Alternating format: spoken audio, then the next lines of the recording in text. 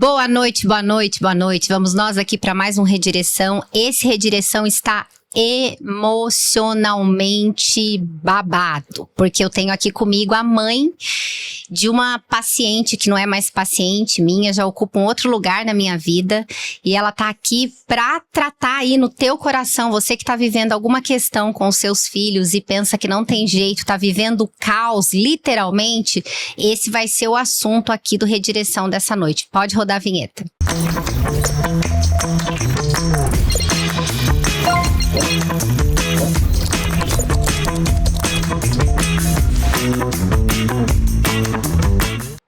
E hoje eu tenho o privilégio de ter aqui comigo no Redireção.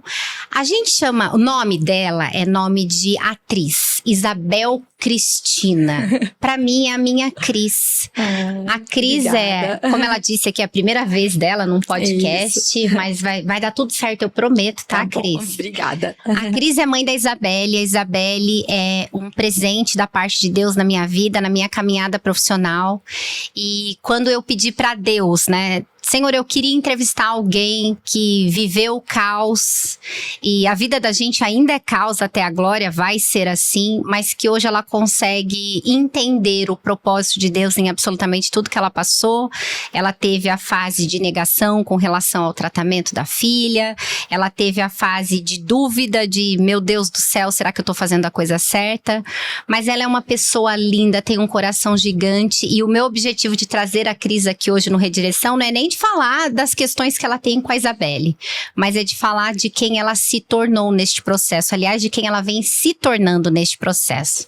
Cris, seja muito bem-vinda ao Redireção. Obrigada pelo convite. Você tá gostando da experiência? É um prazer, tô aqui tremendo, mas vai dar tudo certo. Eu não tenho obrigada pelo convite, viu? Cris,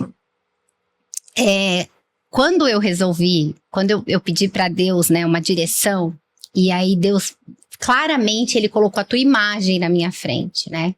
É claro que a gente vai falar sobre quando a gente tá vivendo o caos com relação aos nossos filhos, mas antes disso eu queria falar da Cristina mesmo, da Isabel Cristina, a esposa do Josimar, pros íntimos alemão, mãe da Belle. Sim. Então eu queria falar de você, eu queria que você contasse pra gente a tua história com Deus, se você já era cristã antes de conhecer o alemão, se não.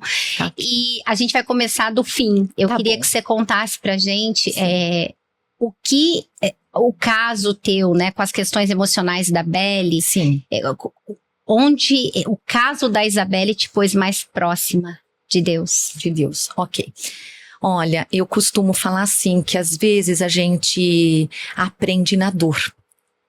Então eu sou de uma família evangélica, aliás, a minha família, eu nasci, né, na igreja católica, e eu casei com o meu esposo é evangélico, então foi ele que me levou quando eu comecei a namorar, muito tempo atrás.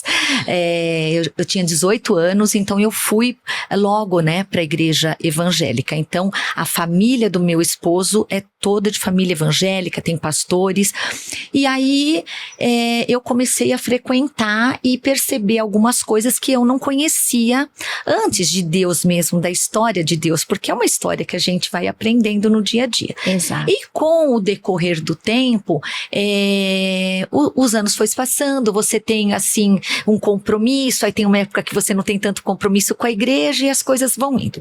E aí o que acontece? Eu casei, eu tive a Isabelle e... Filha única.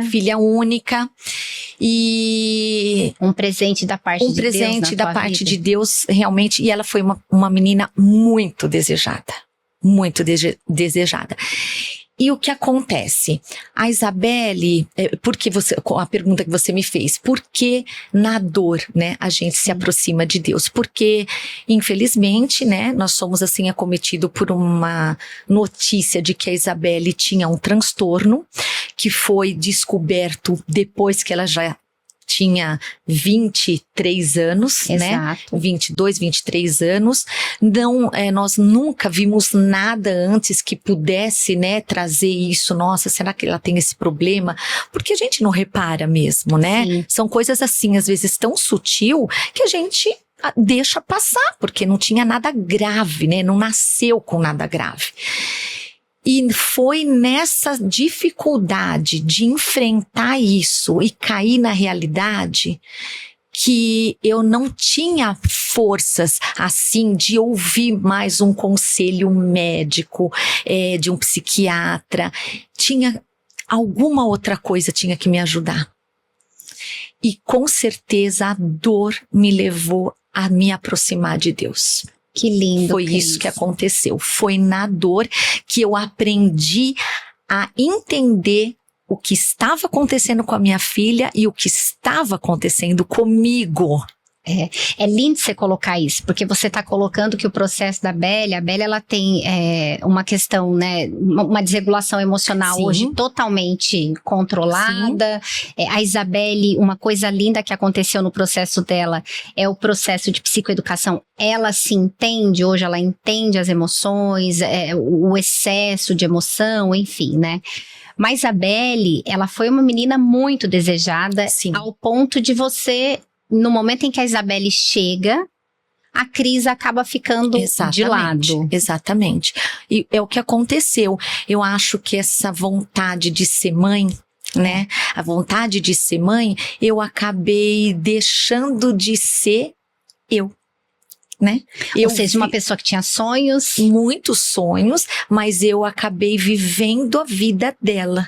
E ela foi muito cedo para os Estados Unidos. Ela foi muito cedo, nós tivemos oportunidade de morar fora, ela fez o high school lá, fez a faculdade, morou um pouco sozinha nessa ida e vinda, né, nossa, não deixei ela totalmente sozinha, mas né, ela teve momentos que ela ficou sozinha, mas foram sonhos assim da parte material, né, que a gente foi conquistando, foi passando para ela.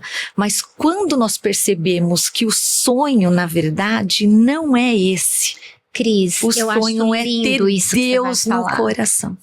Eu acho lindo, porque às vezes você acha que teve alguma transferência, sonhos que eram seus e você acabou realizando. Acho que sim. Realizando não, mas colocando sob a responsabilidade. Eu acho que sim, eu acho que sim. Claro que sem querer, né? Óbvio. Porque a gente imagina tanta coisa para filha, porque a gente quer, né? A gente quer realizar às vezes um sonho que você não realizou, né? Um sonho meu, um sonho de cada mãe, você acaba projetando no filho. Exato. E você acaba ficando, como que eu posso dizer para você? Não é cobrando o filho, mas acho que você deseja tanto que aquilo dê certo, que talvez era no fundo o meu sonho. Sim. Né? Então a gente estava falando sobre imputar o seu sonho. Sim. Não você, nós pais, né? Sim. E eu lembro que Deus já começou a te usar no processo da Isabelle. Que eu vi você falando com uma mãe e eu lembro que você falou uma coisa para ela que me marcou assim. Que quando a equipe te disse que você precisava matar a filha ideal, né? Pra gente poder ajudar a Isabelle, que foi o momento em que você sentiu uma dor e uma raiva ao mesmo tempo, né? E matar o filho ideal não é para alguém que vive uma condição psíquica, né? Mas é para qualquer pessoa, porque a gente coloca no filho um ideal que de repente não é o dele. Hoje você consegue entender isso com mais clareza? Eu entendo, hoje eu consigo, porque como eu acho que eu sou uma pessoa muito sensível, até as palavras que eu escuto mexem demais comigo. Então, por exemplo, só a palavra de morte e matar, para mim é muito triste. É muito complicado. Então, quando você fala matar o filho ideal, a gente imagina umas coisas assim absurdas. Por quê? Porque você tá fora desse contexto, né, do que acontece num processo igual, por exemplo, da Isabelle. Sim. Né? Então, você imagina coisas diferentes. Mas quando você percebe que matar o filho ideal é aquele que você idealizou. Isso. Não é? Exato. O que idealizou. E eu acho que ninguém consegue idealizar e ver o resultado que você idealizou, porque filhos são diferentes, são pessoas diferentes, né? E vai mudando a vida, né? O caminho é cheio de surpresas. E fui surpreendida com um transtorno, que é da minha filha. Mas eu consigo perceber que hoje eu consigo entender o problema e consigo conviver com ele. Conviver com ele e já ajudar outras pessoas. Eu separei algumas fotos, eu quero que o Mateuzinho coloque aí pra gente, por favor. Tá. Tem foto sua, lá. Esse é o alemão, Josimar, aqui foi no aniversário de casamento, né, de vocês. Ai, que lindos. E é importante a gente destacar o papel dele no meio disso tudo, né? Que delícia. Aqui é a Cris com a gente no primeiro Congresso Brasileiro de Neurodesenvolvimento, porque você pegou os teus cacos e você começou a estudar a respeito. Muito. E hoje, com muito orgulho, eu posso dizer, ela é professora para crianças. E qual a matéria, Cris? Educação socioemocional. Falou de boca cheia. Você imaginava isso? Não imaginava. Lembro o dia que eu contei para você, responsável por essa minha vida, né? Porque você é grande responsável de eu estar aqui. É Deus. De eu ter chegado tão próximo de Deus, e de meu anjo. Essa mulher é meu anjo, com certeza. E ter me mostrado isso, né? Que a gente consegue. É muito difícil. Né? Cada dia é um passinho de formiguinha, né? Exato. Porque enquanto eu não conseguia entender realmente o que está acontecendo, eu não ajudava minha filha. Eu tinha que entender o que estava acontecendo para eu poder ajudar. Né? Quando você falava, muitas vezes você falava assim para mim, Cris, não fala nada, você fica quieta. Então era assim, parecia que quem estava se matando aos poucos era eu, porque eu não podia colocar a minha opinião. Mas depois que eu entendi que é uma força silenciosa. É isso aí. O silêncio, tá? O silêncio é a melhor arma, porque eu consigo ser forte dando amor, eu consigo ser forte agindo, eu consigo ser forte sem falar. Eu lembro que uma vez eu te falei assim, Cris, a gente precisa trabalhar os limites, né? E você sempre me disse, olha, eu não consigo, mas o alemão, ele consegue. E aí semana passada eu te falei na frente do alemão, falei, olha, se tem uma pessoa que foi resiliente e que colocou os limites que a gente precisava, quando a gente orientava, essa pessoa foi você. Então, quando a gente fala de matar o filho ideal, eu achei lindo o que você colocou, porque todos nós precisamos matar o filho ideal, porque quando você tem um filho, você idealiza tudo, você idealiza o casamento, você idealiza a faculdade, você idealiza tudo, né? E quando a gente fala matar o filho ideal, eu descanso na certeza de que Deus ama mais os meus filhos do que eu. Então ele sabe o que é melhor pra eles. E a gente tem que só colocar diante dele. Exato. Que é o que você faz hoje. Com certeza. Também é muito difícil chegar nesse estágio, né, Di? Vamos ser bem sinceros. É um trabalho de todos os dias ali orando, pedindo, mãe de joelho, filho de pé, não é? Mães da aliança, tá vendo? Viu só? E, sabe, você não pode falar, eu tô orando, e é buscar de verdade com força. Porque eu acho que, como a gente tá acostumado, né, a ouvir os ensinamentos de Deus, às vezes você se preocupa, puxa, por que eu oro tanto e não acontece nada? Por que eu tô fazendo de errado? O que acontece que eu não vejo o resultado? Mas porque não depende só disso, né? Exato. É um conjunto de coisas, é um tratamento, é profissional trabalhando com você. Mas se o profissional da área de saúde são cristãos, são de Deus, e aí vem de encontro com o que você acredita, aí você fala, meu Deus, é isso. Era isso que eu precisava. A gente tá vivendo de milagre em milagre. De milagre, era isso que eu precisava. E o mais interessante, assim, e especial, não digo interessante, é que a minha filha, ela tem temor a Deus. Ela tem. Ela tem temor a Deus. De uma e coisa ela tem encontros com Deus que é de arrepiar. Né? A gente viveu agora um posicionamento dela recentemente. Você quer contar? Quer que conte? Quero. A Isabelle, ela ganhou o Miss São Paulo, representou o Miss São Paulo no Miss Brasil e foi no Rio de Janeiro. E ela passou por uma situação, né, Sim. Cris? Porque lá eles ficaram confinados, assim, vou tentar ser rápida, as meninas de todos os estados ficaram confinadas e eles visitaram lugares turísticos do Rio de Janeiro. Sim. E eles foram conhecer a escola de samba, né? Não sei como é que chama ali. Sambódromo, Sambódromo, alguma coisa, né? Escola de samba. E você sabe que hoje o carnaval, né, passou daquela festa de diversão ali, mas a gente sabe qual é um culto a Satanás. Um culto a Satanás. Então ela entrou numa sala lotada assim de fantasias, eu nem sei como que eu posso falar aquilo, mas pareciam assim, objetos de adoração mesmo, para esse lado, adoração mesmo. Satanista, né? É verdade. E ela não se sentiu bem ali. E aí explicaram, né, o que significava aquilo. E ela falou assim, olha, eu posso fazer uma pergunta? Eu achei até estranho que ela, no meio de todo mundo, levantou a mão para fazer a pergunta.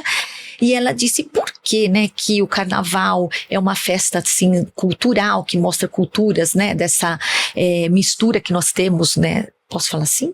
Miscigenação, claro. Né, no Brasil, e que é um país de metade de brasileiros católicos, né? Vamos falar de católicos. Por que vocês exaltam tanto Satanás, o diabo? E quem estava conversando com ela, eu acho que deu uma tremida ali, tentou não explicar, teve resposta, não teve resposta, né? Enrolou, quis falar no nome de Satanás, dizendo, mas a gente tem o pedido, você pode fazer pedidos bons, você pode fazer pedidos ruins e ele atende qualquer um dos dois. Ficou pior ainda, né, a resposta. E aí perguntaram para ela, você te respondi? Ela falou, respondeu, mas eu não concordo. E aí ela disse, eu sou evangélica, ela professa Jesus. Meu Deus, não aceitou colocar. Foi muito forte, porque eu acho que ela se posicionou mesmo, em nome de Deus. Ela sentiu um arrepio muito forte na hora. Ela chorou, mas ela segurou firme, porque esse arrepio, eu tenho certeza que foi o Senhor. Eu não tenho dúvida. Que estava ali com ela e falou, é isso aí, menina.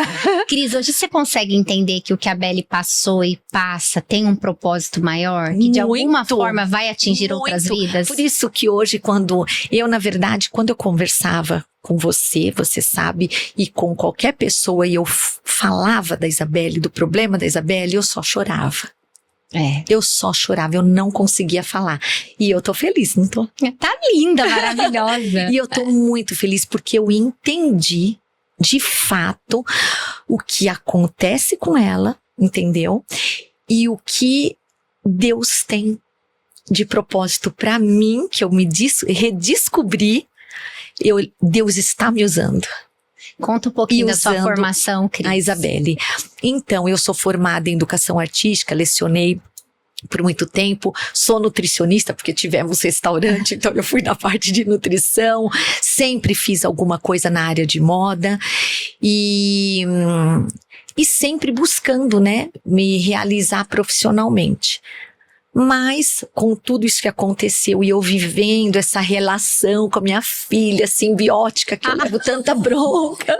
Levava. Que você já melhorou muito. Que eu deixei de viver a vida dela e comecei a descobrir, peraí, eu existo, né? Se eu não pensar em mim, eu não vou ajudar minha filha. Eu tenho que ser exemplo para ela de força, de coragem, de trabalho. É isso. E de entender que Deus também tem um propósito para você. Que Deus tem um propósito comigo. E realmente, eu tenho estudado muito por conta da Isabelle, porque eu tinha que entender o que estava acontecendo na mente dela. Eu queria entender, né? É lógico que nós temos profissionais excelentes, que explica para os pais, né? Como conduzir essa situação, mas eu sou curiosa e eu fui estudando, eu fui fazendo curso, você me levou para fazer vários cursos, né, que eu realmente queria ter um entendimento e por outro lado eu comecei a ser tocada, falei, nossa, eu eu poderia ajudar essa pessoa. E comecei a pensar nisso. Falei, não, eu vou voltar a trabalhar. Eu preciso voltar a trabalhar, porque senão eu vou enlouquecer. Porque eu não podia viver ali só esperando. Detalhe, né? Foram 25 anos dedicados a Isabelle. Dedicados a Isabelle. Do dia que eu engravidei, né? Até... Bom, não tenho nem como falar. Não vou deixar de me dedicar, mas eu preciso reaver a minha vida, né? E aí eu comecei a perceber e fazer uma coisa que eu não fazia. A perguntar para o Senhor: dá para me usar? O que o Senhor tem para mim? Porque todo mundo fala que... Todo mundo não. Tem muitas pessoas da igreja, evangélicos, pessoas que convivem comigo, que falam que conversa com Deus. Eu falo, mas por que você conversa com ele e não conversa comigo? Onde que eu tô errando? Ah, mas Deus falou pra mim, mas Deus falou pra mim. E pra mim, que eu tanto oro? Só que aí eu comecei a perceber que ele já estava falando comigo há muito tempo. Quando colocou pessoas cristãs para cuidar da Isabelle. Que é mais do que isso. Isso sim é a mão de Deus na vida dela.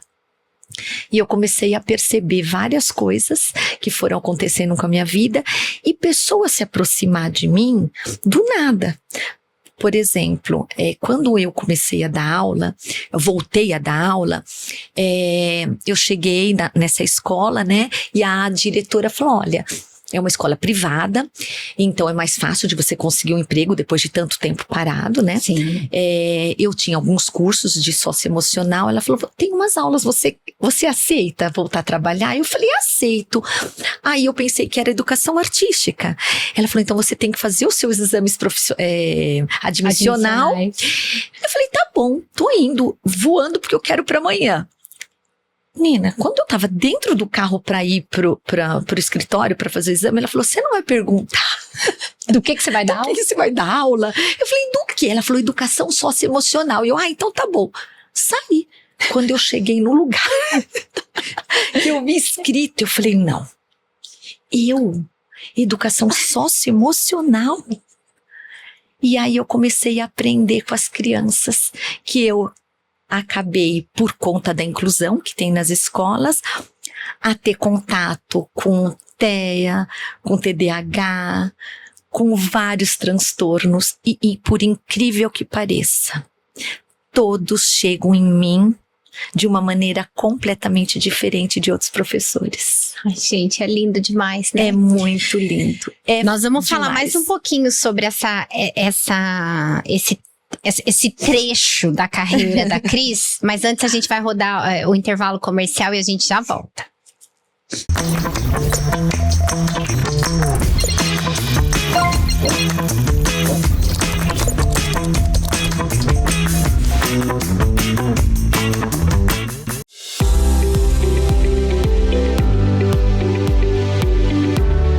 Com mais de 10 anos dedicados à reumatologia, a doutora Thaisa Simões construiu uma trajetória de excelência e cuidado. Com residência e doutorado pela Faculdade de Medicina da USP, sua experiência se traduz em um atendimento de alta qualidade, diferenciado e acolhedor. Se você sofre com dores e problemas como artrite, artrose e osteoporose ou doenças autoimunes, a doutora Thaisa Simões está pronta para receber você. Agende sua consulta e dê o primeiro passo para uma vida com mais qualidade e bem-estar.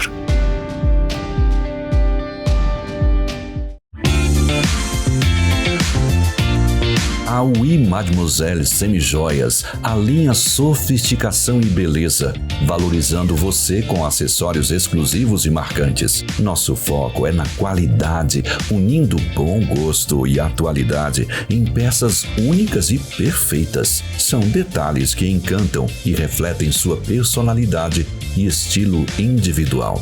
Fale conosco pelo WhatsApp 11 99667 3767 ou visite nosso Instagram @uimademoiselle-semijoias e conheça tudo o que a gente tem para você.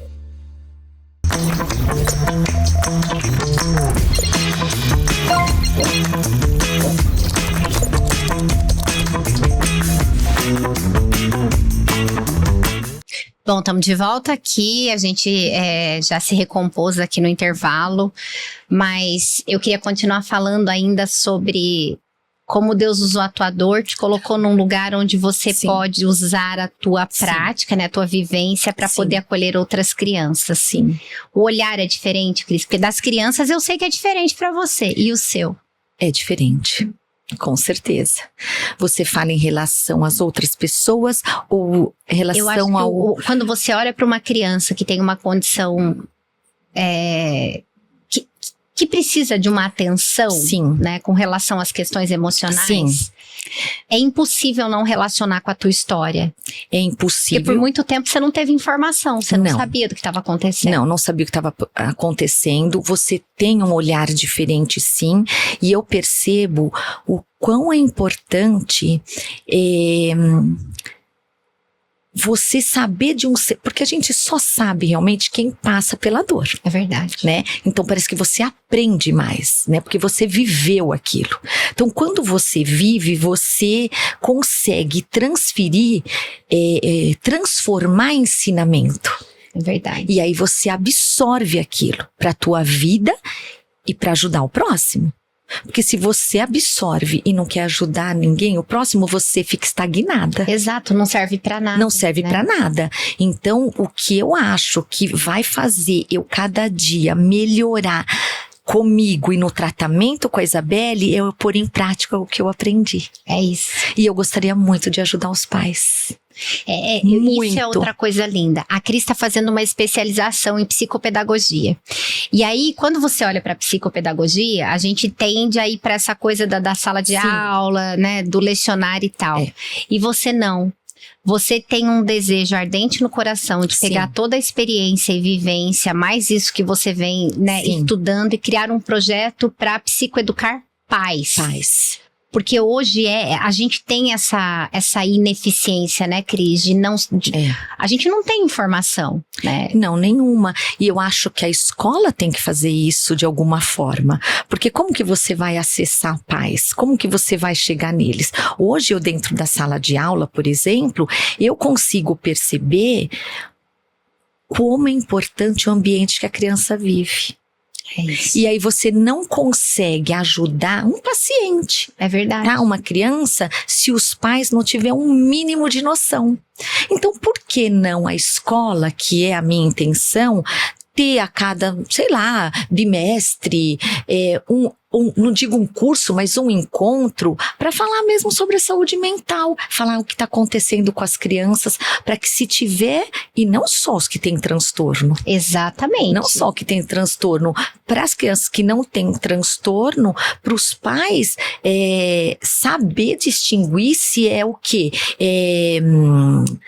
Por exemplo, em disciplina, o que está acontecendo? Exato. Porque às vezes não é indisciplina, às vezes está acontecendo alguma coisa ali, que nem eles percebem. Exato, e tem muita gente que fala, mas na minha época o chinelo resolvia para criança indisciplinada. Não, mas não é assim, né? Não é assim. Isso a gente vem dos antigos, né? Achando que é desse jeito, e aí a gente continua errando, né? Isso, continua errando. Continua errando, achando que é assim. E aí todo mundo fala, mas olha hoje o boom de diagnóstico. Porque a gente não tinha primeiro informação. Eu acho que a gente tinha, mas não tinha nomes, né? Exatamente, é isso. Então quando você usa a escola como agente transformador nesse processo, você vai multiplicando conhecimento, né? Sim. E outra coisa, você vai trazendo para uma roda de conversa assuntos que até então eram tabus. Falar sobre tristeza, sobre, olha, eu não tô me sentindo bem, sobre raiva.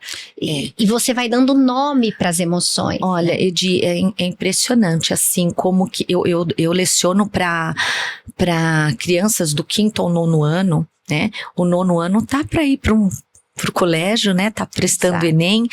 E você vê a falta de informação, assim, absurda de não saber diferenciar sentimentos. Você vê muito isso na sala de aula? Muito. Sentimento. Eles não sabem o que é emoção, o que é sentimento. Então eles não têm noção do que acontece. Parece que nem é discutido isso dentro de casa. Tá, não é porque hoje os pais trabalham, precisam trabalhar, não tem tempo. Mas o que a gente quer é um tempo pequeno, mas de qualidade. Exato. Ele vai ter que encontrar um tempo de qualidade, mesmo que for num final de semana, né? Para conversar um pouco com o filho. Então eu vejo bastante isso dentro da sala de aula. E é interessante porque esse é um movimento, eu tenho certeza que seu projeto, enfim, no que depender de mim, Sim, com certeza. É um projeto que precisa acontecer. Sim. Os pais precisam da educação emocional a partir da escola, porque não adianta você educar socioemocionalmente uma criança se dentro da casa dela a emoção ela é jogada para debaixo do tapete, né? Exatamente. Não pode falar do que está sentindo. Não pode falar o que está sentindo. Eu sei que é uma coisa assim que não se pode, né, mencionar sobre religião. É complicado também, né? Principalmente quando não é escola confessional. Exatamente. Então isso também dificulta um pouco, né? Você insere Deus nas suas... no seu trato com as crianças de alguma forma? Porque a gente é desobediente, né? A gente é desobediente, mas eu... Pelo menos uma palavrinha ali eu solto, porque você não pode, né, dar uma aula assim tão explícita, porque não pode mesmo. Mas com certeza eu tento de alguma forma, sabe? Olha, aconteceu uma coisa bem assim, logo que eu voltei a dar aula, uma menina me procurou, ela saiu da sala e falou, eu preciso falar com a senhora. Eu falei, pode falar. Ela falou assim, claro, não vou falar quem é a pessoa, né? Ela falou assim, eu tô pensando em me matar. Quantos anos, Cris? 14. Meu Deus. Eu gelei, eu falei, não. Bem pra mim, né? Nossa. Porque é tão difícil, né? Lidar com isso, né?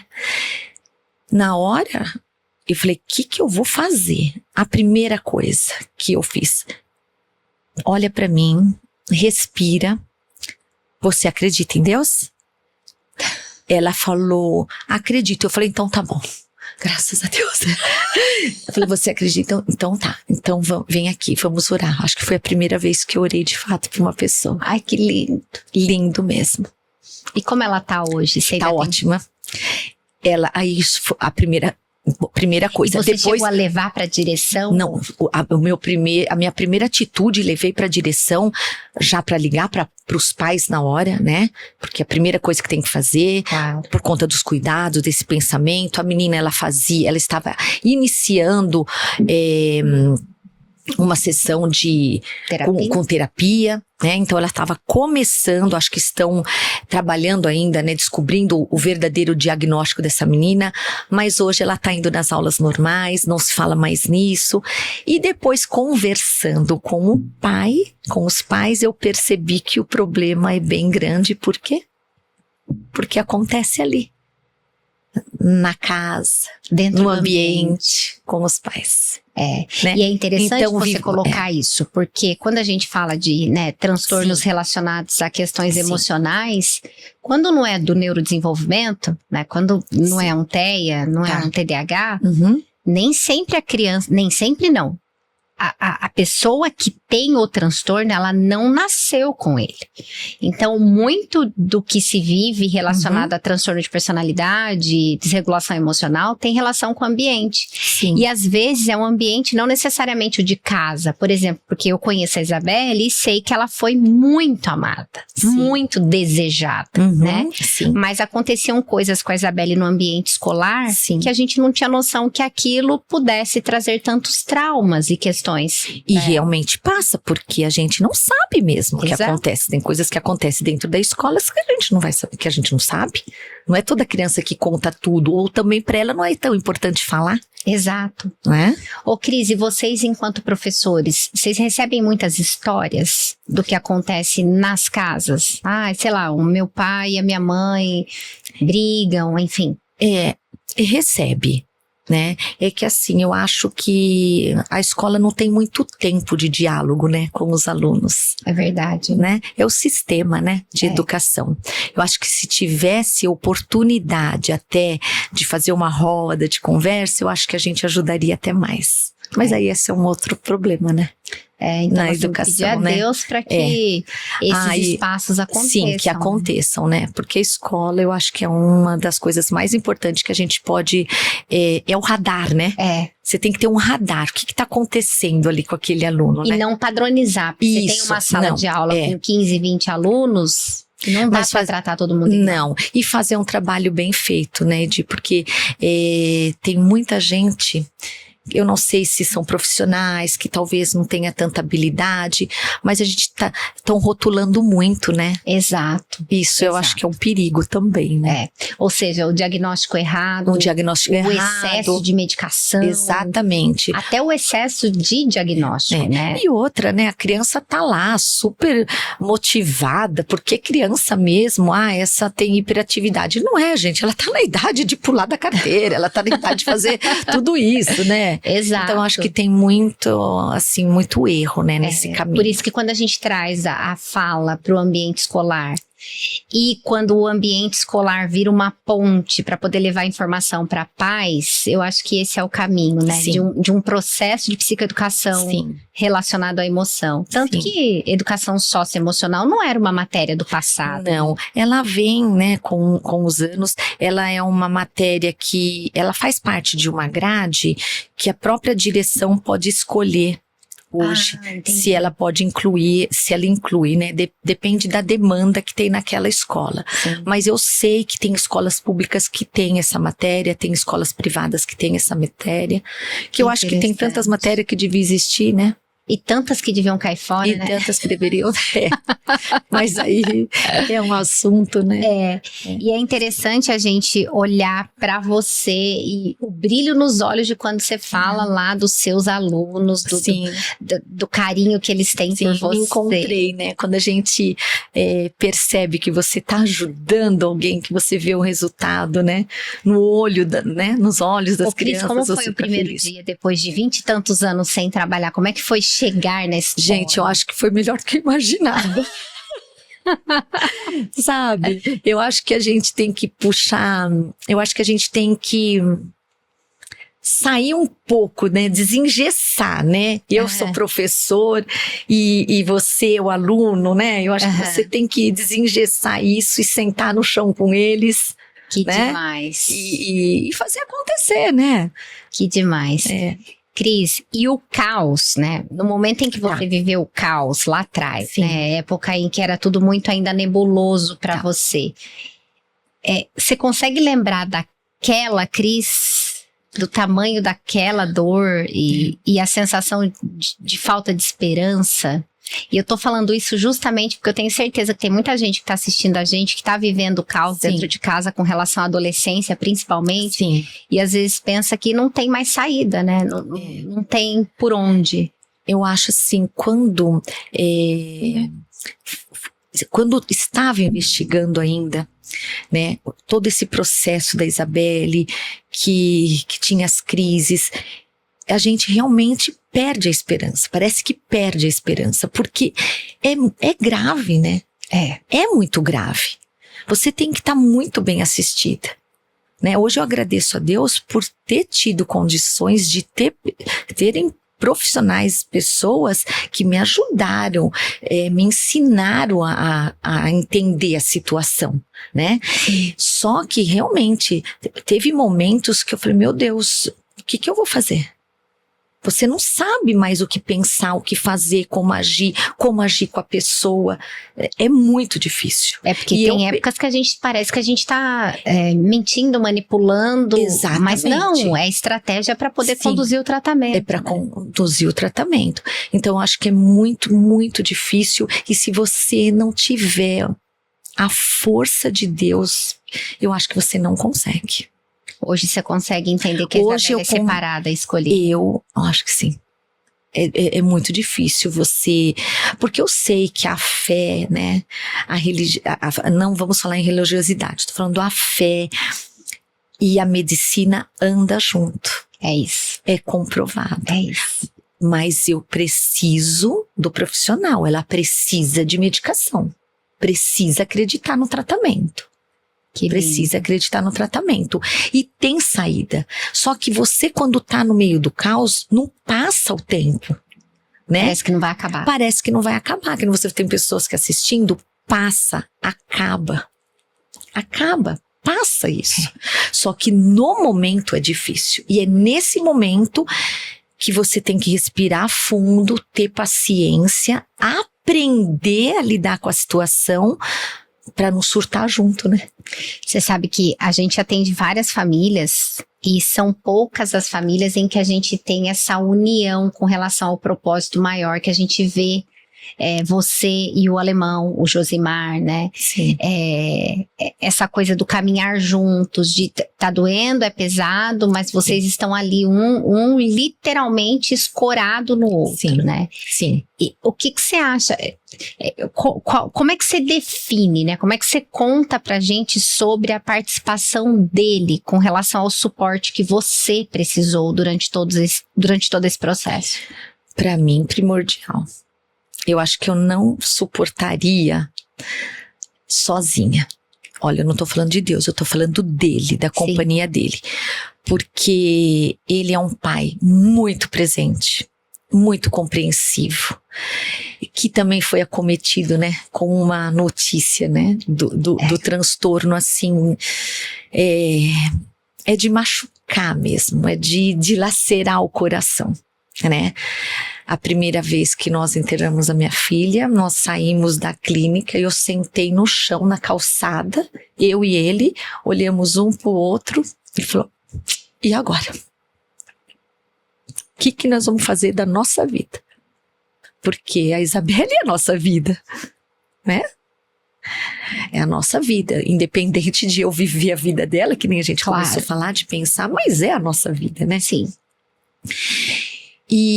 Mas, graças a Deus, Deus me deu um marido maravilhoso e que me deu força e que segurou a onda e que juntos, né, nós conseguimos mesmo se reerguer e ajudar a Isabelle, porque ela precisa de gente forte. É verdade. Tá? A cena de você precisa de pessoas fortes. No Miss Brasil, lá naquela mesa, orando por ela, eu falo que não vou você esquecer. tem que passar segurança, né? Exato. Porque o amor é a segurança que você passa, né? O amor hoje para você é mais claro que esse amor e essa segurança tem muita relação com o não que às vezes a gente precisa dar? Eu sabia que você ia me perguntar isso. Mas você já tá tão bem com os nãos, por isso que eu tô perguntando. É verdade. É muito difícil pra mim, Cristina, falar não pra qualquer pessoa, tá? Eu tenho essa dificuldade na vida. Às vezes, eu sofro por não conseguir falar não. Eu não consigo. Como esse é um assunto que vai longe, Sim. que nós vamos falar sobre limites, sobre falar o não, Sim. que o não é afeto. Sim. Então nós vamos para mais um intervalinho, a gente volta e fala exatamente sobre isso. Tá. Pode rodar.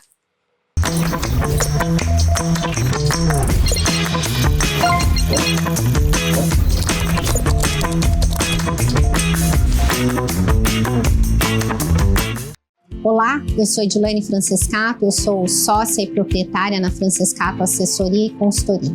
A Francescato é uma empresa que tem aproximadamente 10 anos de mercado, com metodologia de trabalho próprio, com fontes que a gente acessa nos Estados Unidos, na Europa, mas que acima de tudo tem trazido um novo olhar para a saúde mental no Brasil.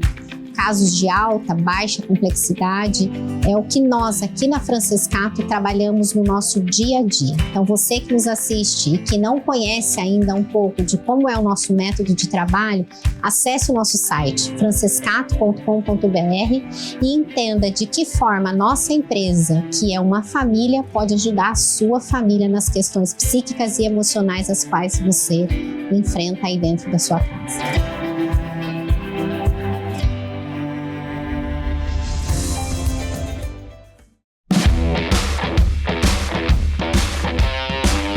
E aí, tudo bem? Muito trânsito hoje para se preocupar? E o seu seguro está em dia? A Roy Seguros está aqui para cuidar do seu patrimônio. E assim pode aproveitar a vida e ficar tranquilo. Ligue agora mesmo para nossos especialistas. Mande uma mensagem para a gente pelo WhatsApp. Ou acesse nosso site, faça sua cotação e proteja seu patrimônio. Roy Seguros, a sua nova corretora.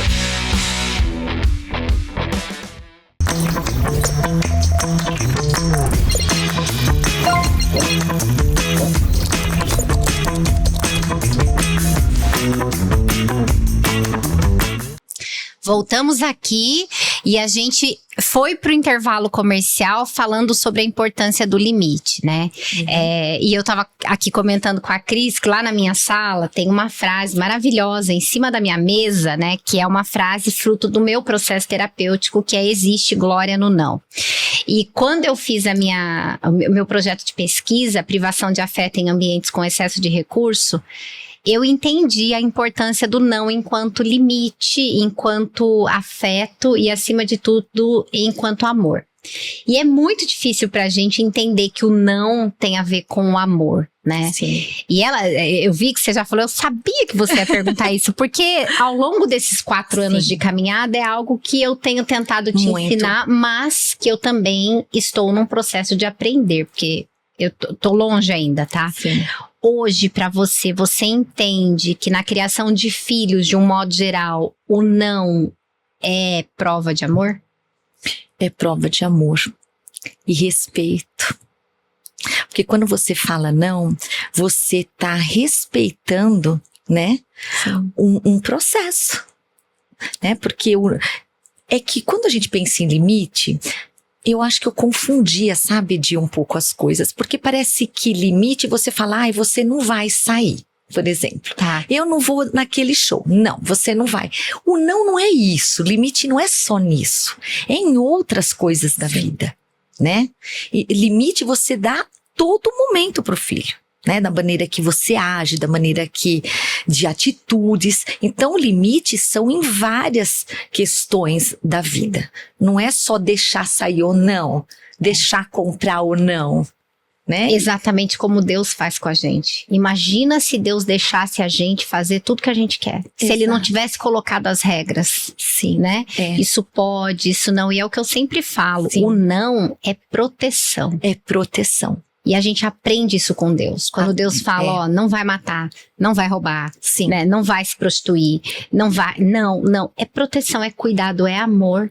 E a responsabilidade, né? Exato. Porque quando você tem responsabilidade, você faz seu filho entender que ele tem uma responsabilidade a cumprir, Exato. né? Exato. Então, você consegue o que eu Porque quero quando dizer? a gente fala não, parece que a gente tá dizendo não faça isso, não vá na festa. Exatamente. E o mas arrumar não a própria isso. cama. Isso é o de menos. É verdade. Isso é o de É menos. verdade. É o não mais fácil. É o não mais fácil, É. né? E, aliás, esse não, eu sempre fui uma pessoa que sempre quis justificar tudo. E tem não que é não, né? É isso.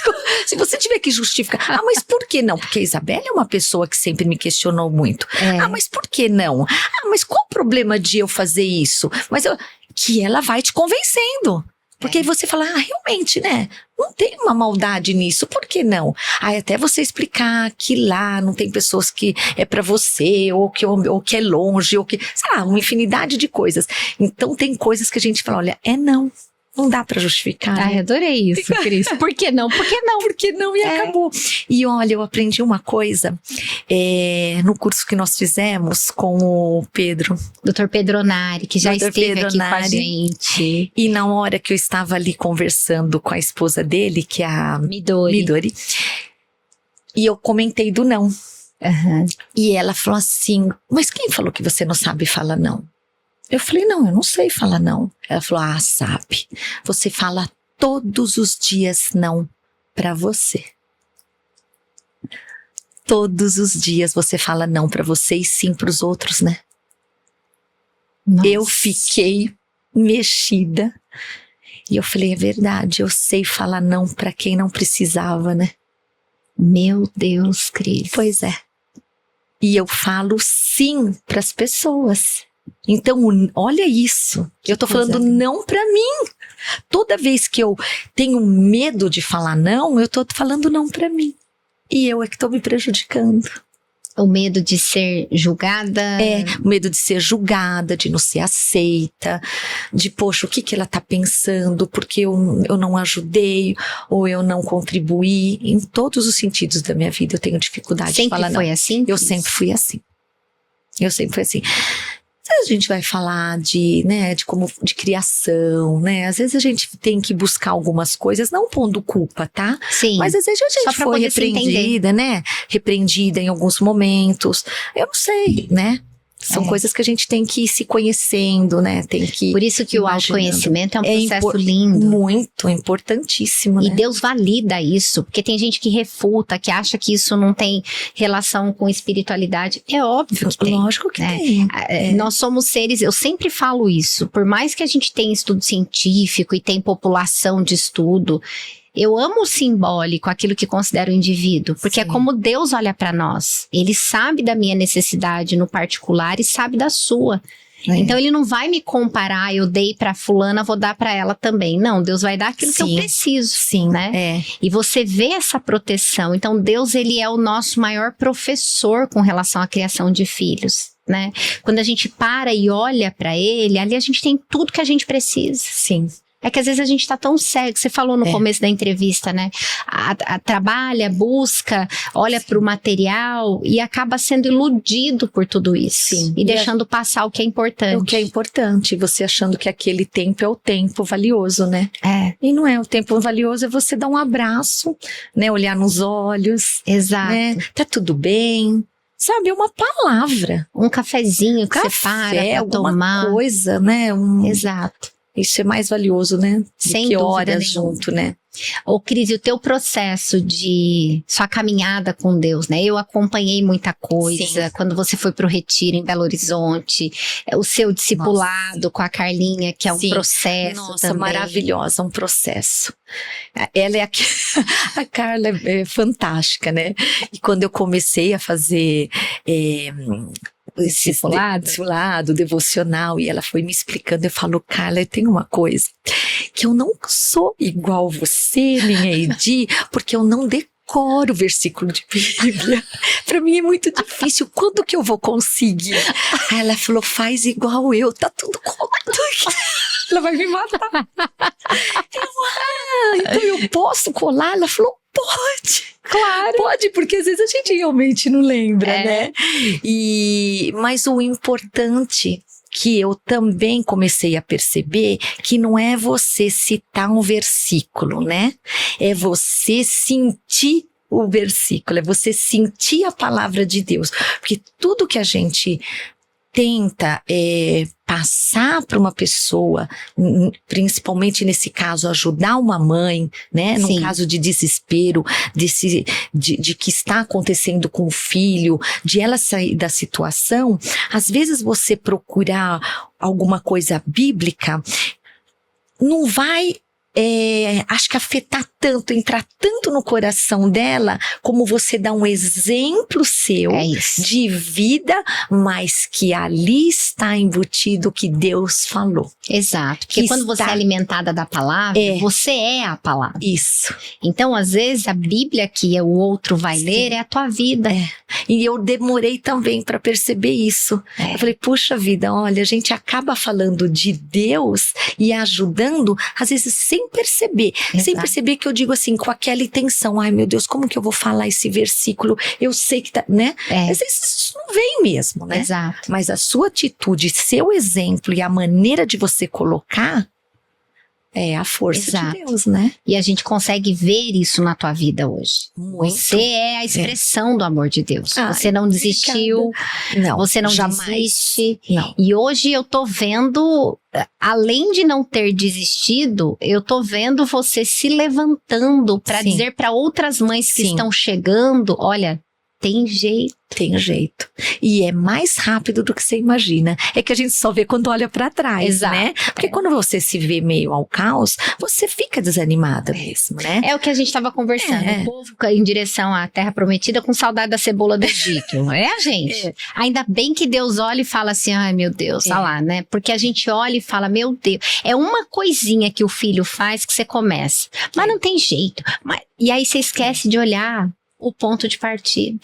Você me ensinou isso, Neide. Temos que olhar. Você me ensinou isso, você me mostra foto, você fala, mas você tem que deixar na mão de Deus, Cris. Se você não entregar e deixar na mão de Deus, a Carla também fala pra mim, você não vai saber se vai dar certo, se não entregou. Então entrega. Você né? coloca na mão dele, mas você fala, pera Deus, deixa eu só me meter nesse pedacinho aqui, né? Aí não adianta, é entregar mesmo e ficar em paz. E a Belle é um verdadeiro manual de testemunho. Quantas vezes Deus livrou? Muito. Deus livrou, ela é a menininha de Deus, tá sentada no colo dele ali. E você olha e você fala, e quando a gente pensa, ela... Sim. Olha, eu tive uma sensação que não é pra eu fazer isso, que não é pra eu fazer aquilo. E a gente sabe, essa sensação é o Espírito Santo dizendo pra ela, Isabelle, por aí não. E olha o que tá acontecendo na vida dela, né? Exato. É mais... É Deus, é puro Deus, né? Exato.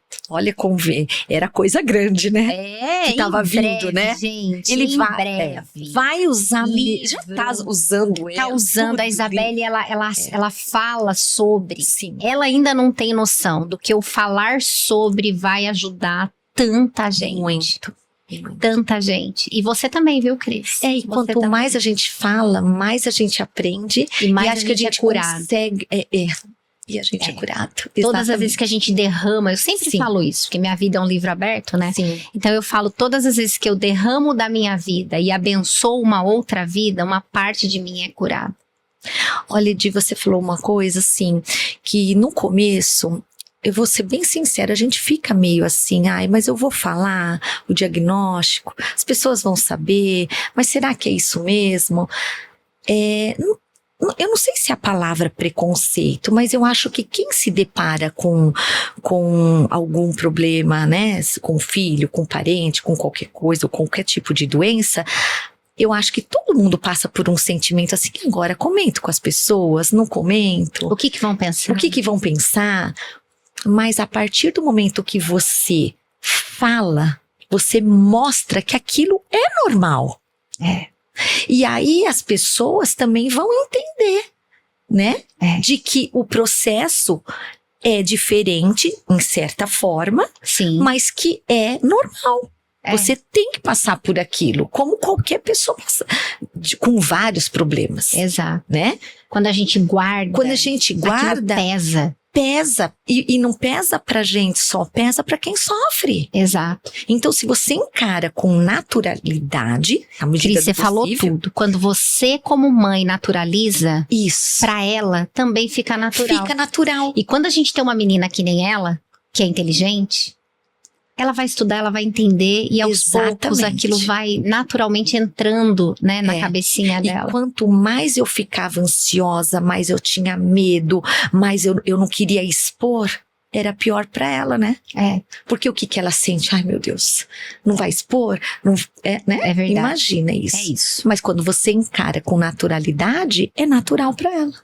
É isso. E as pessoas veem com mais naturalidade. Eu queria que você deixasse um recadinho para as mães que estão nos assistindo, que tá lá com o filho, com ideação suicida, questões emocionais, automutilação, e aí a pessoa olha para o filho e fala, meu Deus, o que eu faço, né? Eu não tem jeito. Eu queria que você deixasse um recadinho para essa mãe que tá nos assistindo.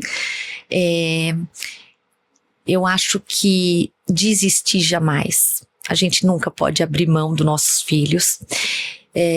Pensar que é uma força silenciosa, porque você pode estar do lado da pessoa, abraçar, beijar e mostrar qual tipo de força que aquele paciente, que aquele filho precisa.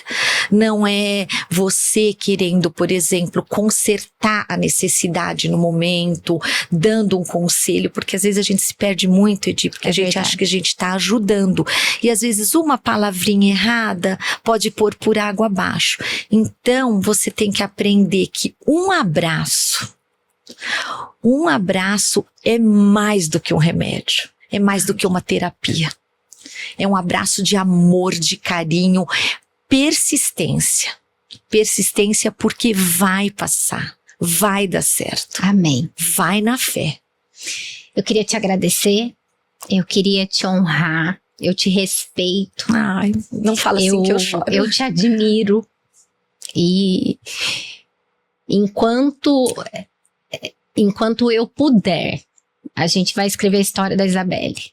E muita gente vai ouvir falar sobre Isabelle Tremesquim, sobre Isabel Cristina Tremesquim, sobre Josimar Tremesquim. Porque eu estou aqui realmente porque Deus colocou, eu falo isso pra ela em todo lugar aqui, um anjo na minha vida para cuidar da minha família. Pra mim, paciente E essa profissional, não é diagnóstico. e essa profissional maravilhosa que é a Edilene Francisca. E quem tá assistindo não pense que são flores. A gente tem uns pau, né, Cris?